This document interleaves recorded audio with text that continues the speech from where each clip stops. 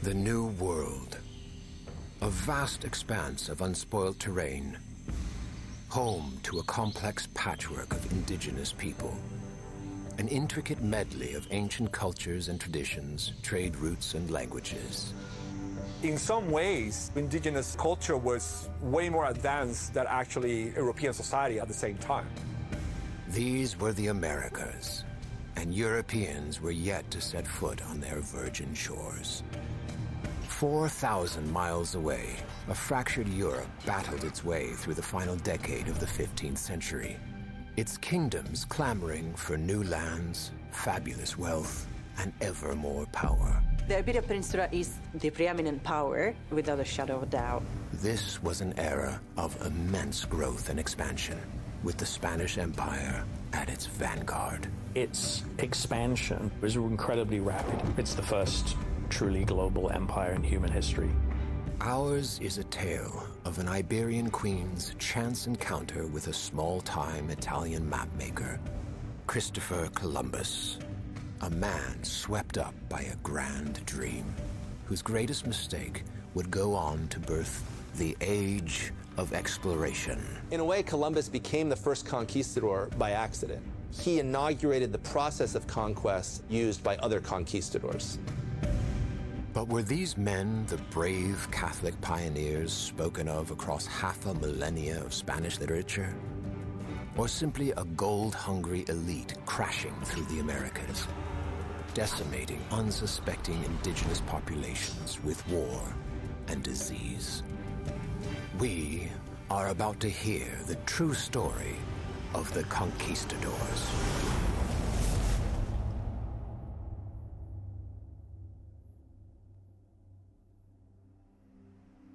The Iberian Peninsula, a vast coastline stretching out towards its neighboring continent of Africa, encouraging trade, but also providing temptation.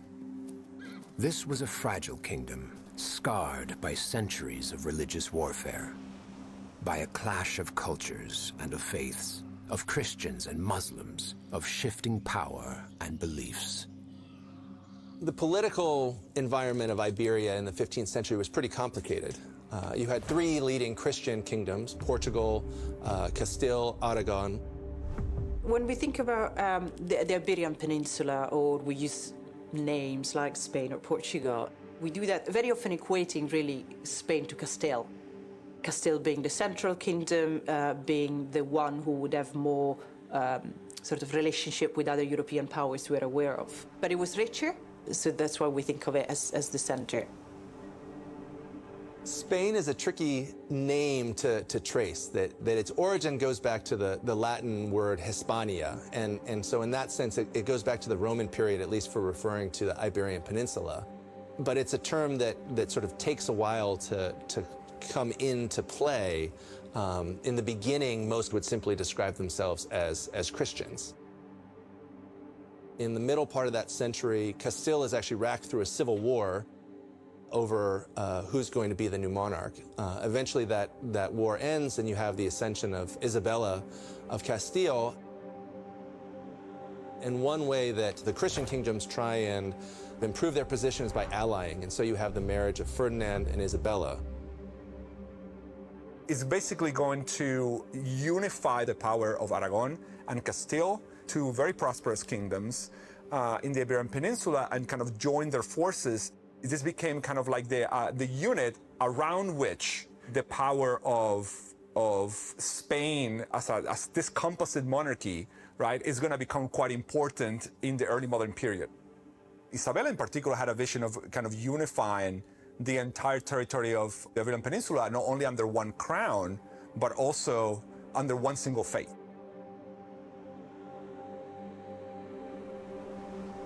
Religious violence had immersed the peninsula for nearly 800 years, since the earlier 8th century invasion of Iberia by the North African Berber Muslims.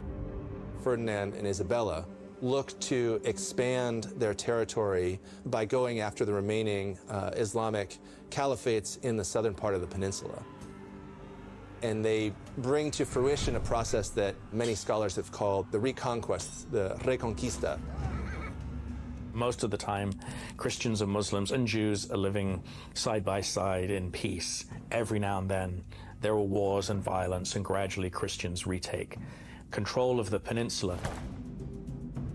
In 1492, the last Muslim kingdom on the Iberian Peninsula, Granada, falls to Queen Isabella's army.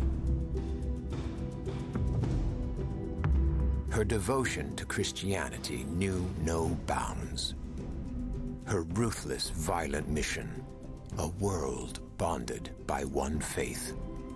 At the same time, they're going to force all Jews to convert to Christianity or leave. They are going to also create the Inquisition that's in charge of policing new converts, new Christians, and Christians in general. The perception of what makes an early modern state becomes different. It's not anymore the diversity, it's not anymore that sort of pragmatic dealings with people of different faiths for economic gain or you know, intellectual debate, but rather is one ruler, one language, one religion. Together, Aragon and Castile formed a mighty Catholic kingdom, the beginnings of a global superpower. But to the east, the Byzantine Empire teetered on the edge of collapse, the Ottomans desperate for control. This chaotic power shift jeopardizing lucrative trade routes connecting Iberia and Asia. For Europeans at this time, not just Spain, Asia was the site of great wealth and luxuries. And so the trade route to Asia was of paramount importance. The Ottoman expansion in the Eastern Mediterranean didn't close off the trade routes, but it made the cost of that trade more because the Ottomans began to put in new taxes on those trade routes. It's going to make it very difficult for these European kingdoms to access these luxury goods that they crave from Asia. Safe passage to Asia would be essential if Iberia was to thrive. But new routes across perilous terrain proved fraught with danger, and only one feasible option remained: tackling the seas.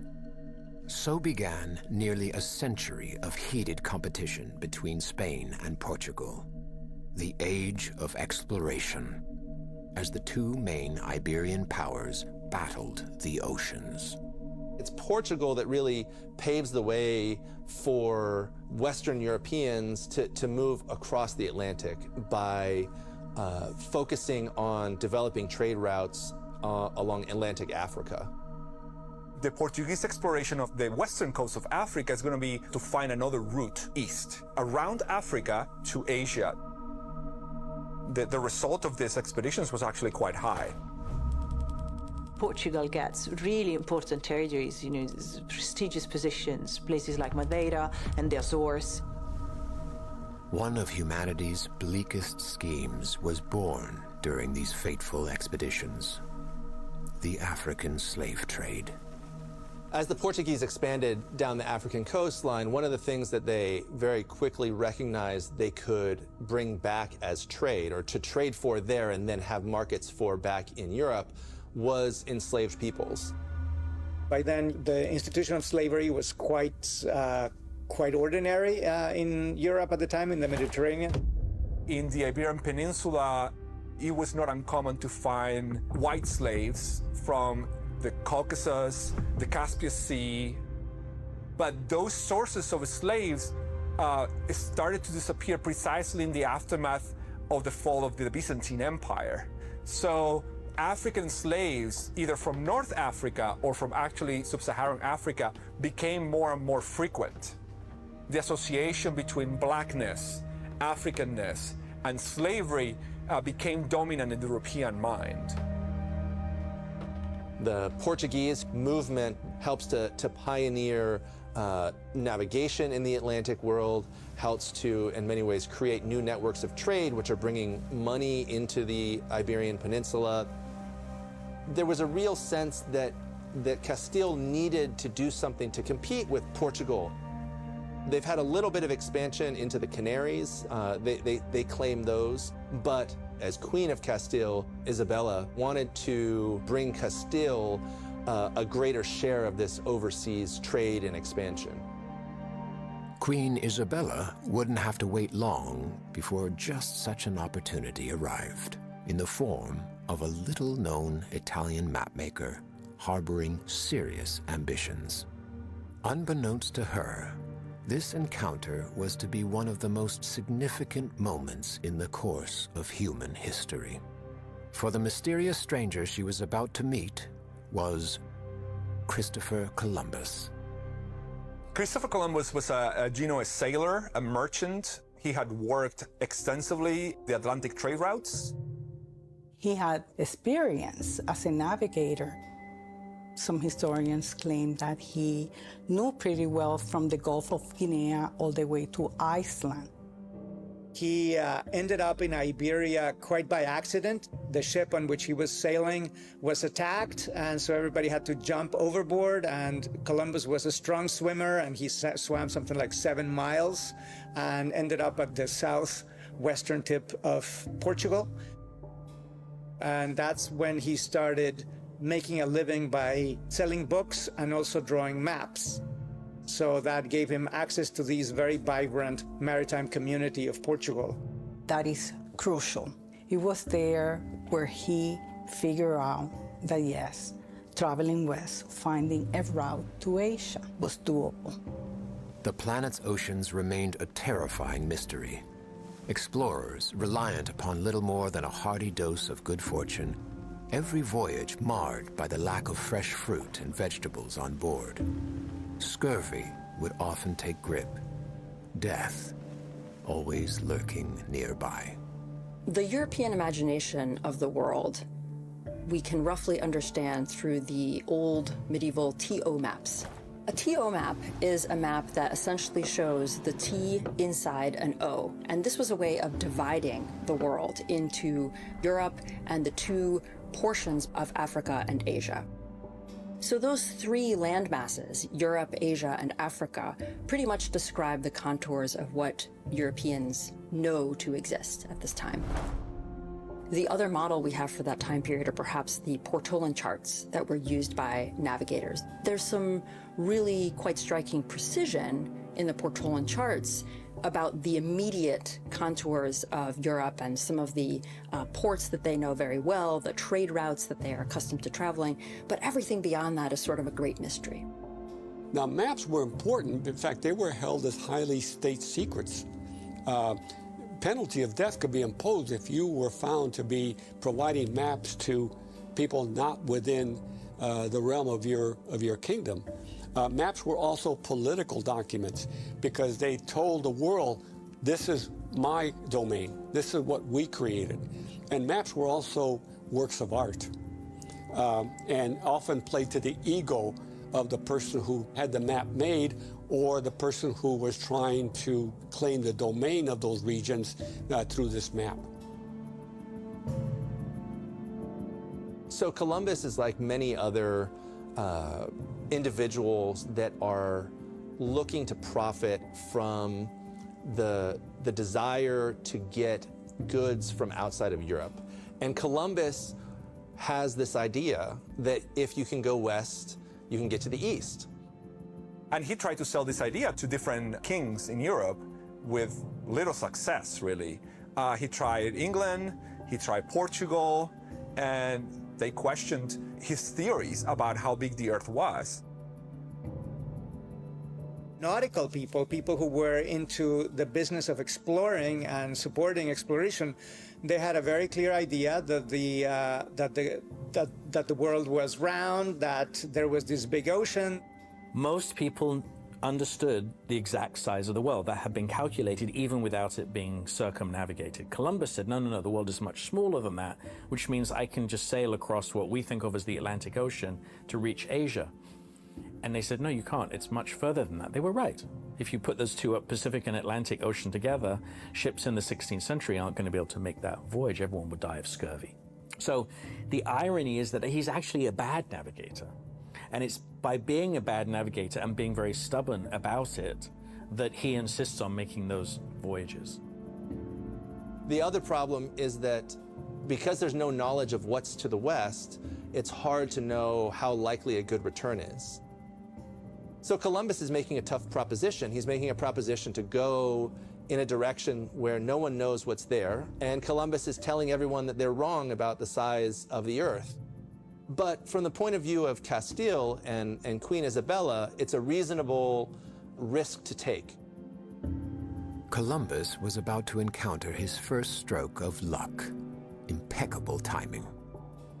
His proposal, a voyage so wildly dangerous it would surely fail, provided a low-risk opportunity for Queen Isabella.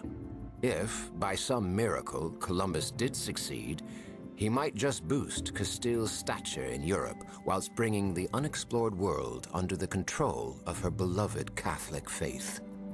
One way to think about Spain's ambitions in this period is they understood themselves to be on a divine mission. They understood that the great judgment would not occur until the entire world was Catholic. So even though the trade route was important, I would argue that they also had profound religious goals entwined with them. And so the Spanish crown accepted Columbus's project. Columbus signed a very specific capitulations with the king and queen that gave him right to titles and profit if he delivered his part of the deal, right? And that part of the deal was to get to Asia. He gets nothing if it's not Asia. The stakes couldn't have been higher for Columbus.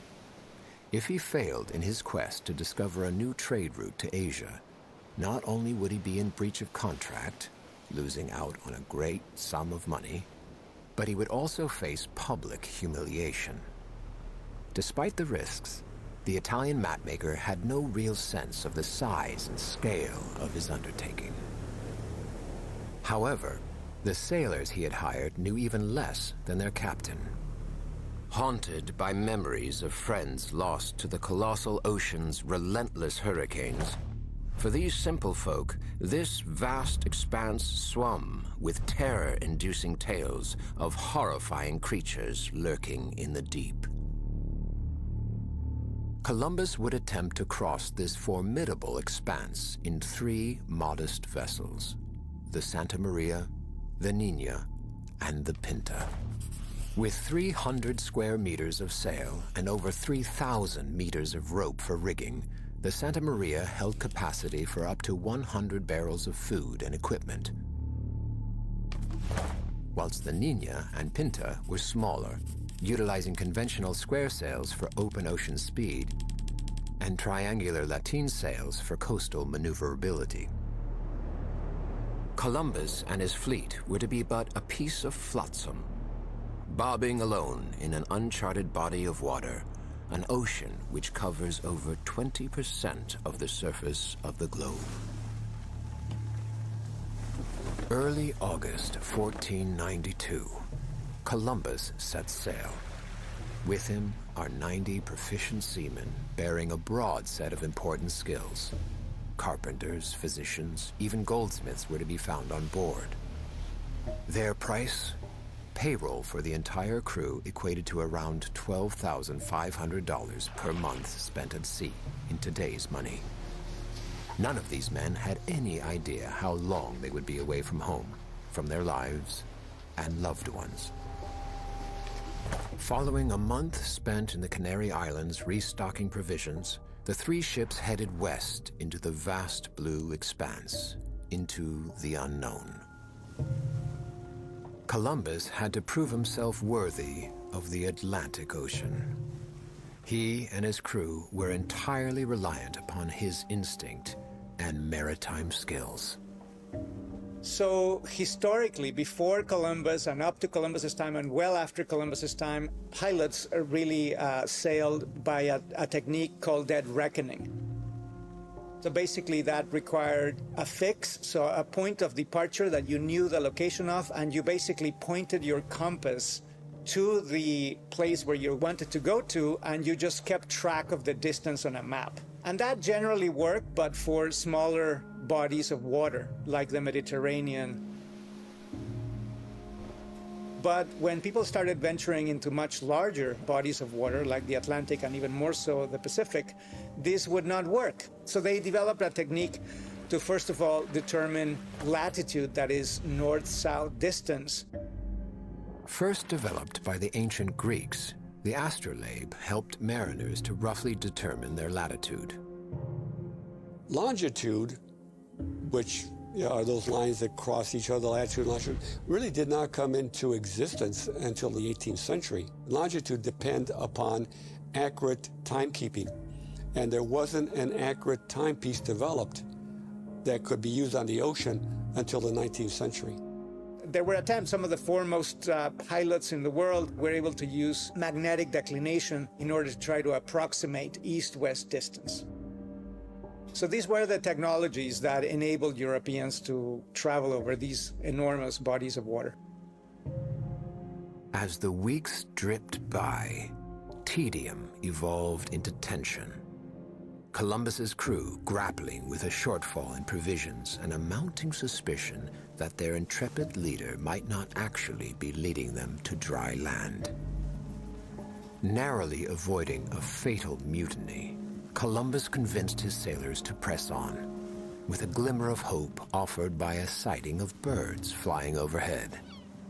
Could this glimpse of life mean that the shores of an unexplored land were, finally, within reach?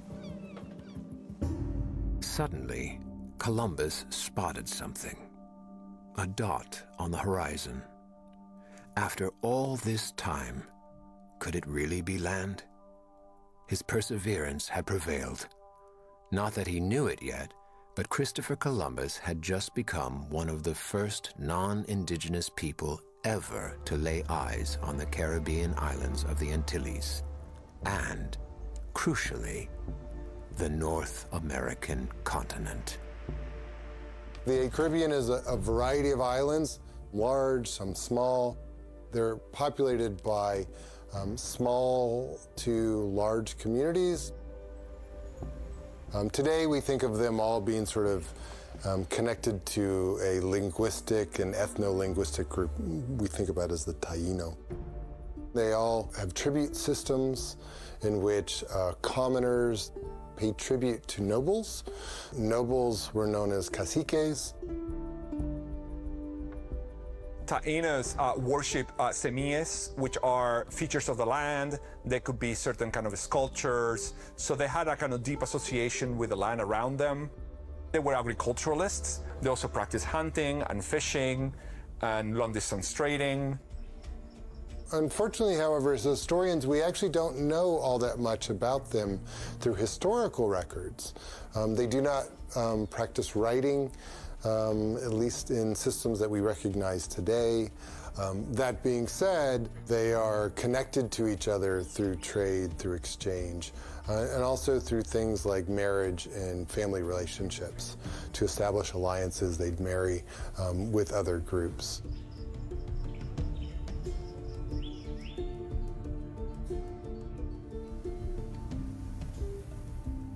We'll never know the exact spot at which Columbus made landfall. Some believe he dropped anchor at San Salvador, where contact was first made with the indigenous Taino populations. Columbus and his men would have been ecstatic to see the beaches of the Antilles. Obviously, they had been on the voyage longer than they'd hoped. They were running low on food. There had been a quasi-mutiny to go back to Spain. You can imagine that the excitement of reaching what, certainly in that moment, they thought was the Far East would have been so great. To see the Taino communities, I think there would have been a great hope of expectation that all of the risk, all of the tribulations that they'd experienced on the voyage over would soon be realized in the wealth of Asia. We have some pretty good accounts for the first encounters between Columbus and the Taino. He writes about it in his journal. We also have accounts from other chroniclers who had talked to the original members of Columbus's crew, as well as those that come on later voyages. not surprisingly, the overwhelming sort of initial sentiment is curiosity. Obviously, Columbus, when they sight land, is hoping that he is beginning to see places and people that he would assume would be in the East. The Taínos were a very peaceful people, and he saw them as sort of these naive children. In fact, he often kind of talked to them about hijos de Dios, or children of God, because they were so innocent. And he observed in his letters and his conversations that these people were not only docile and subservient, but they would be easy to conquer, they would be easy to enslave, and they would be easy to have their labor exploited for the great glory of Spain. One thing that these native people had developed were these dugout canoes that really kind of astounded Columbus and the Europeans, because some of them carried 30 to 40 people. Some of them were large enough to carry as many as 150 people. And these canoes traveled very fast and very efficiently, and so there was a great deal of interaction among the native people in the Caribbean. These people did not live isolated lives. And so when Columbus came upon them, yes, they were kind of awed by these strange-looking individuals, but they were not completely inexperienced in terms of coming across people from different backgrounds. The biggest difference was at the level of technology, and that Europeans, Iberians, had technology which was far beyond what was available in the Caribbean. Although the Taíno had canoes and other craft that could cross between the islands, they were nothing like the caravels that the Spaniards were coming on. And certain technologies like steel smithing, firearms, these things greatly differentiated the Taíno from the Europeans. Columbus was delighted to set foot on what he believed, and likely prayed, was one of the tiny islands dotted along Asia's periphery. He had made it, fulfilling his contract with the Queen. Now, he needed to figure out what treasures lay in wait. This discovery only added to the explorer's swollen sense of confidence. Soon, an emboldened Columbus went in search of the bustling metropolis of Cipangu, the island we now call Japan, and the fabled Chinese port town of Saigon. He instead washed up in Cuba on October 28th, before pushing southeast in his fretful search for luxurious Eastern goods to ship home. December 5th, a floundering Columbus runs the Santa Maria aground, stumbling upon what would prove to be his most important discovery. Hispaniola was called Haiti, actually, Haiti. He was actually, that's the original name of the island, Haiti. It is in Hispaniola where they're going to actually try to kind of explore a little more fully, where they actually get in touch with a chief in the north of the island, and they're going to establish kind of a relationship. It's never clear to what extent Columbus is able to communicate with any of the natives that he encounters. Initially, the encounters that Columbus has with the Taíno, there are, attempts to try and make one side understood through, hand gestures and other sort of pantomime. What ends up happening is Columbus does know that he needs translators. And one of the things that he does is that he does steal Taíno to try and use them as translators. And there are other moments in these encounters when Columbus does act in ways that are aggressive. They use those captive translators to begin to forge relationships with some of these caciques to get a little bit more information about the island of Hispaniola and its people, to further his goals of commercializing the voyage. We know that when Columbus arrived on the shores of the Antilles, he chose to call the people there Indios, because he had believed that he had made it to the Indies, which in their mind encompassed everything from India to China. And as a result, then, the inhabitants for the Spanish became Indios, generally. Very quickly, Columbus and the Spaniards that followed began to recognize that there were many nations of Indias, naciones de Indios, or gentes, peoples. And so while the term Indio stuck as the sort of general racialized term for all of Native Americans, they did recognize that there were distinctions between different nations of indigenous peoples, and were very keen to exploit those differences if it was possible to do so.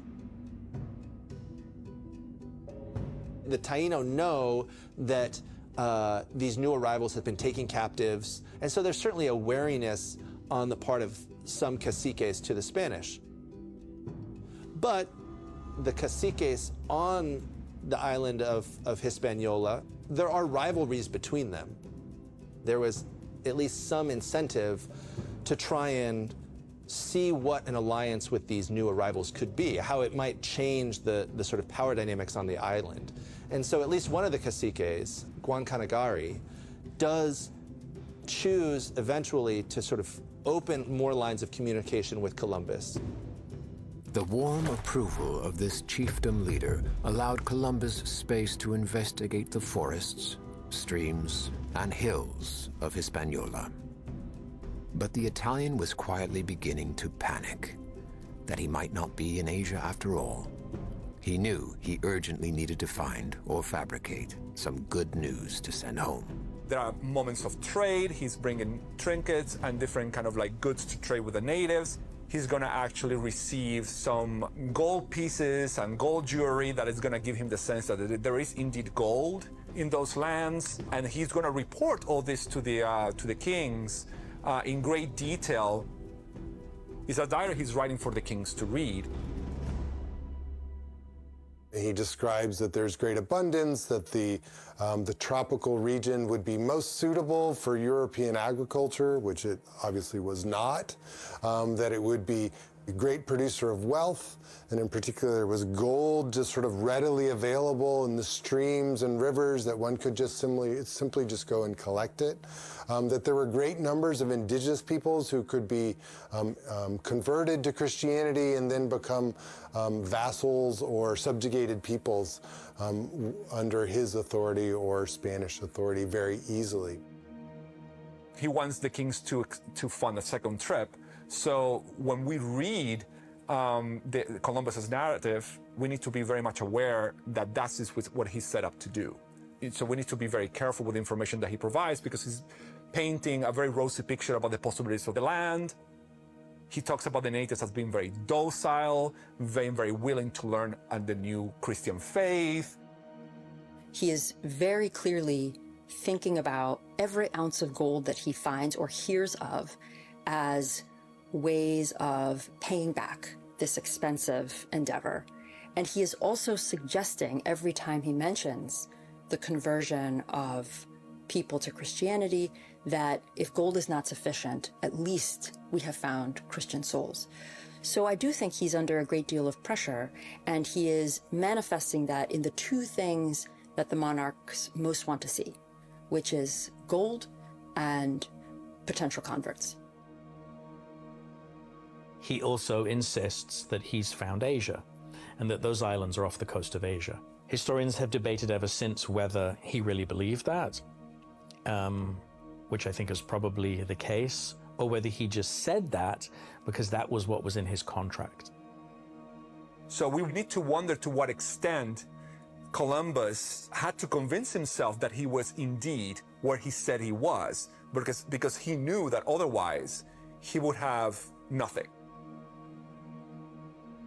In a further attempt to gain Isabella's approval, despite his costly mistake, Columbus makes a point of noting the potential for Spain's very own free workforce, in the form of Hispaniola's indigenous people.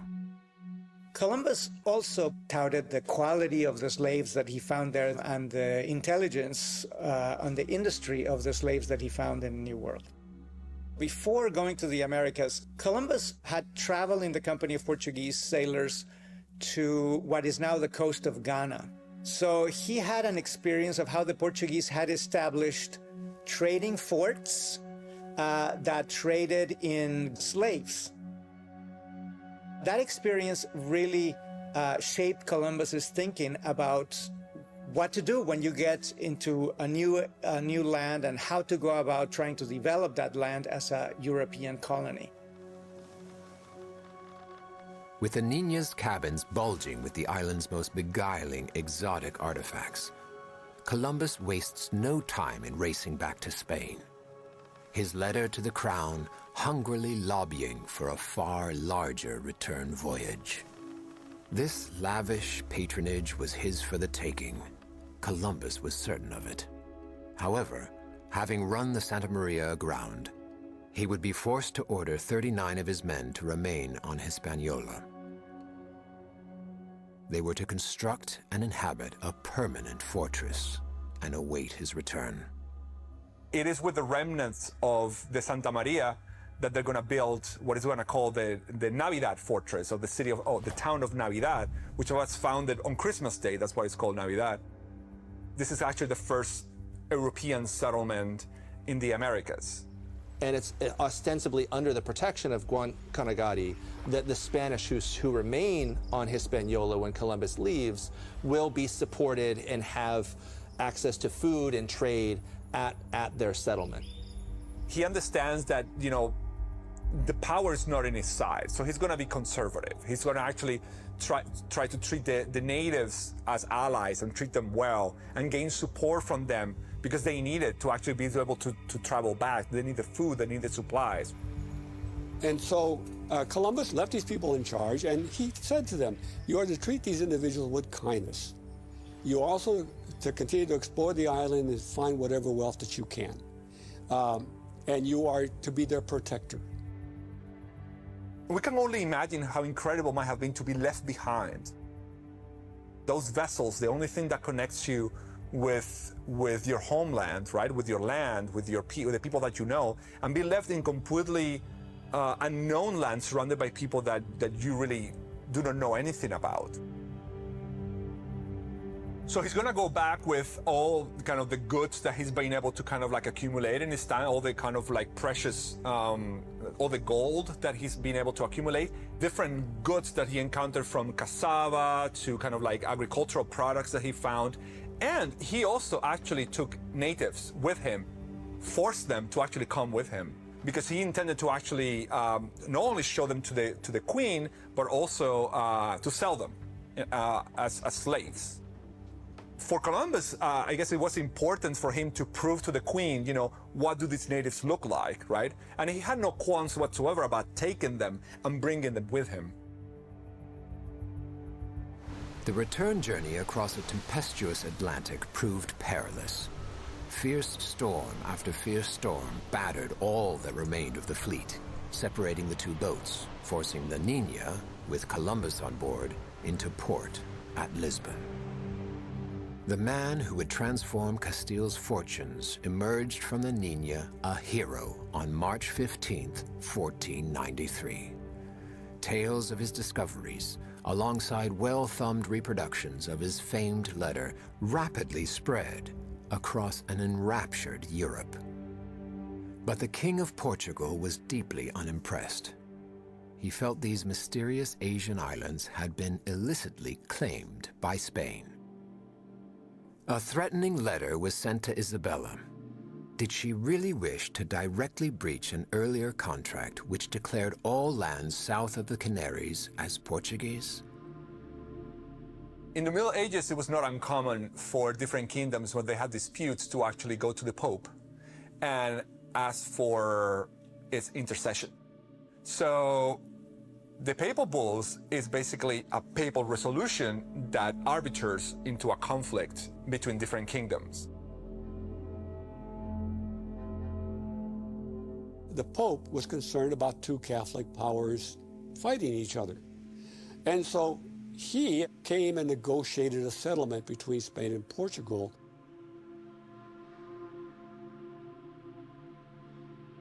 The first series from Pope Alexander VI, known as the Alexandrine Bulls, essentially divided the world into two spheres of influence between the Spanish and the Portuguese.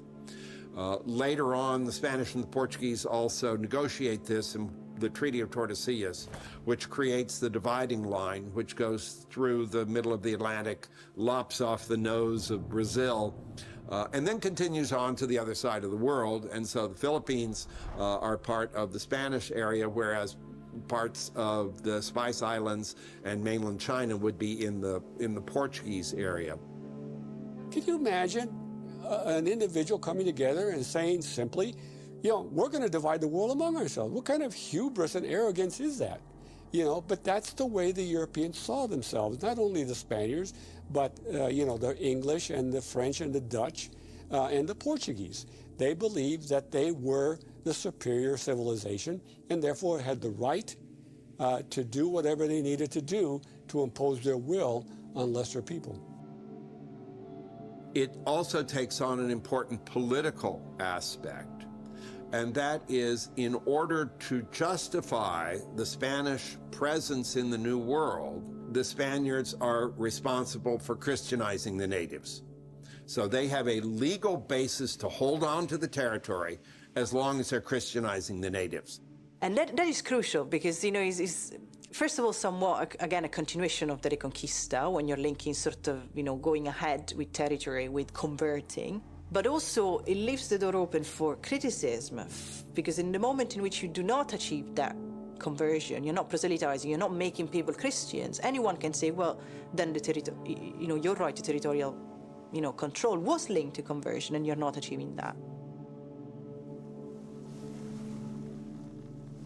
Columbus's first voyage was a success only insofar as he discovered that there were lands within reach of European vessels to the west. It was not a very successful voyage for him financially. They didn't find a lot of items that were particularly valuable, but its greatest value was in forging a path that then could be followed again and again and again in the decades that followed. The Portuguese were getting way more wealth at the time through their trade in West Africa. And that is part of the reason why they feel completely fine signing the Treaty of Tordesillas, because they see themselves as winners of that treaty, because they have preserved for themselves the commercial potential of West Africa and relegated Spain to whatever they could find beyond that imaginary line in the middle of the Atlantic. With that in mind, Spain's bet was really a large bet that could potentially have turned into nothing. It turned out to be a big deal. But back then in 1492, 1493, it was not a big event. It was what somebody has called a non-event. Columbus, now bolstered by divine backing, once again set his sights westwards. He hadn't found a swift, safe route to Asia, a troubling secret he kept close to his chest. He knew that he was trapped in a dangerous lie, and that he needed to rapidly turn his discovery into a worthy investment for the crown. Beneath the burden of this enormous pressure, Columbus's impetus shifted from exploration to conquest. Cold fear merging with one man's uncompromising ego, which would soon lead to the deaths of thousands of native people and begin Europe's merciless colonization of the Americas. Columbus prepared for his return to Hispaniola and to the men he had abandoned at the fortress of La Navidad. A far larger fleet of ships set sail, loaded with supplies and heavy weaponry. They were prepared to use force if necessary. What they didn't know was that the killing had already begun.